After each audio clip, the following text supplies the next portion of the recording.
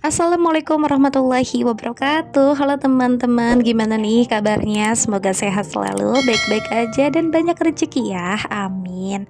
Nah, gimana nih teman-teman, udah pada belanja bulanan belum?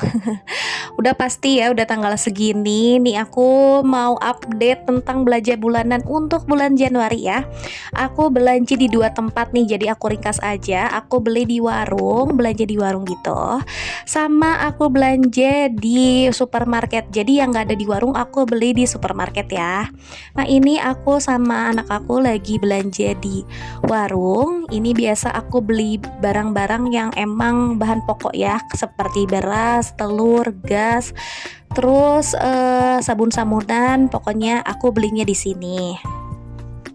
Nah, untuk harga di warung dan harga di supermarket itu hampir sama ya. Bahkan ada beberapa barang yang emang lebih murah beli di warung gitu daripada di supermarket.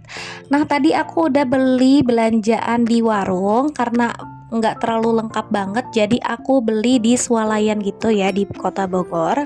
Nah, ini aku lagi cari eh barang-barang yang emang harus dibeli ya, bukan barang sih ya, lebih ke produk-produk gitu, bahan pokok buat di dapur seperti Royco yang besar, terus racik bumbu nasi goreng, bumbu ayam, terus sayur sop juga aku beli ya di sini.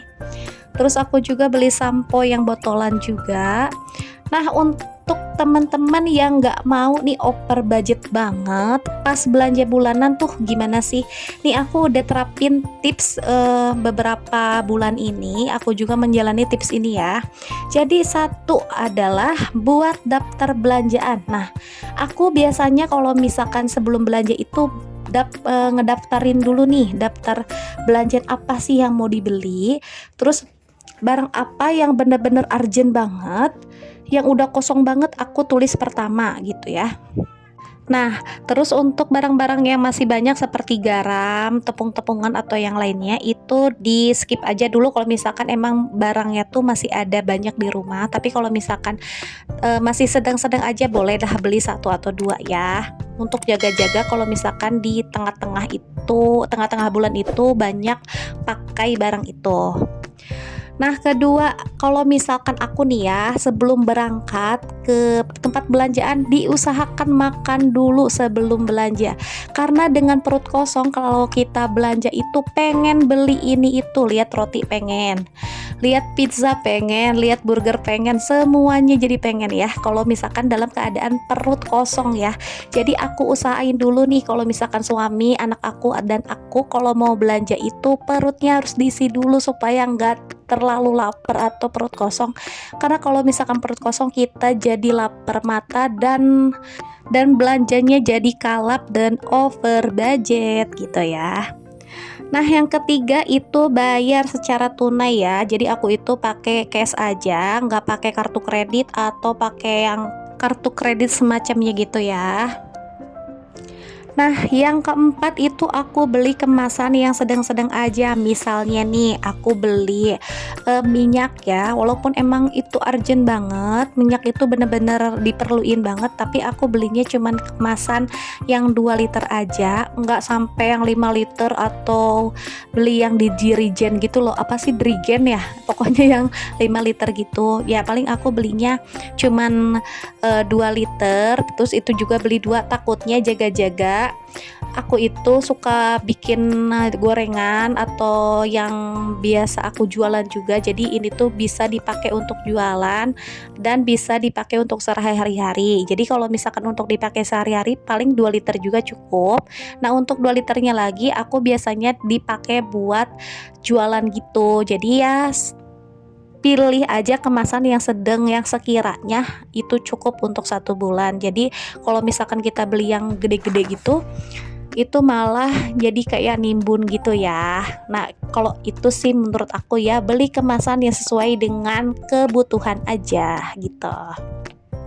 Nah, untuk teman-teman yang nggak mau kena pajak saat belanja, itu boleh banget di toko kelontong atau di warung ya. Itu biasanya nggak ada pajak ya, dan harganya juga sama-sama murah. Paling ibaratnya beda cuman 200 perak atau 100 perak gitu ya. Tapi di situ nggak ada pajak sama sekali. Sedangkan kalau misalkan di supermarket gede, apalagi yang di mall-mall itu, pasti kena pajaknya gede banget. Jadi diusahakan kalau misalkan bisa belanja di toko kelontong, boleh deh ya di toko kelontong. Nah, aku juga biasanya di warung ya. Kalau misalkan di warung emang nggak terlalu lengkap, baru bolehlah sisanya ke supermarket. Nah, itu dia 5 tips belanja dari aku supaya nggak terlalu over budget pada saat belanja ya. Yang pertama, buat daftar belanjaan. Yang kedua, makan dulu sebelum belanja agar tidak lapar mata ya. Yang ketiga, bayar secara tunai, tidak pakai kartu kredit. Nah, yang keempat, beli kemasan atau suatu produk yang sesuai dengan kebutuhan aja ya. Jangan terlalu banyak-banyak juga, jangan terlalu sedikit-sedikit juga, yang sedang-sedang aja ya. Dan yang kelima, supaya belanja tidak kena pajak, biasanya sih ya toko kelontong atau warung itu tidak ada pajaknya. Jadi boleh lah ya belanja sekali-kali, atau rutin juga boleh setiap bulan di warung atau di toko kelontong. Nah, kalau misalkan nggak terlalu lengkap, boleh lah ya ke supermarket sekali-kali gitu ya. Nah, itu 5 tips dari aku supaya belanja nggak over budget.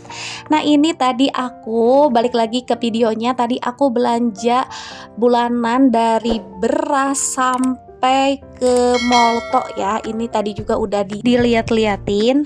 Seperti bulan sebelumnya, aku beli bahan-bahan yang diperlukan banget nih untuk urusan perut ya, atau untuk stok di dapur. Beras, tabung gas LPG, terus tepung-tepungan, bumbu-bumbuan, sabun-sabunan, terus odol, terus sabun colek, minyak, dan yang lain-lainnya. Nah, biasanya sih seperti bulan-bulan kemarin itu aja yang dibeli ya. Biasanya seperti itu. Nah, kalau aku nih pas suami gajian, itu hal pertama yang bakal aku lakuin adalah belanja bulanan. Karena kita harus memastikan untuk 1 bulan ke depan kebutuhan kita tuh harus tercukupi. Nah, biasanya untuk belanja kayak belanja bulanan ini bisa membantu mencukupi 1 bulan ke depan. Misalnya aku budgetin itu sekitar 600.000 per bulan.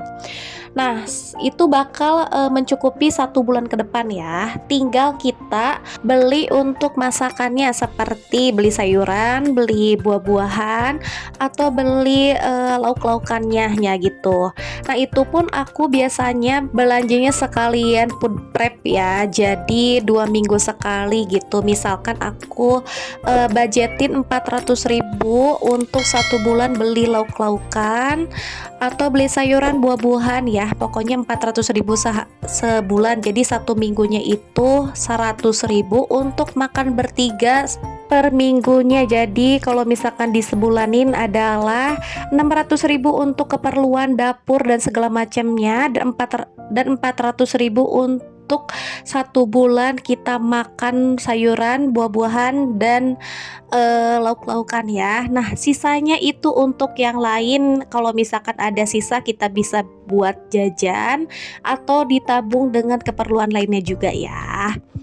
Nah, biasanya aku seperti itu. Atau buat teman-teman yang pengen tahu nih aku cara ngatur keuangannya seperti apa, ada di video aku di bulan lalu. Aku bikin budgeting bulan Desember. Nah, biasanya aku itu suka dibudgetin. Nah, kalau bulan sekarang aku belum bikin videonya karena aku sibuk jualan ya guys.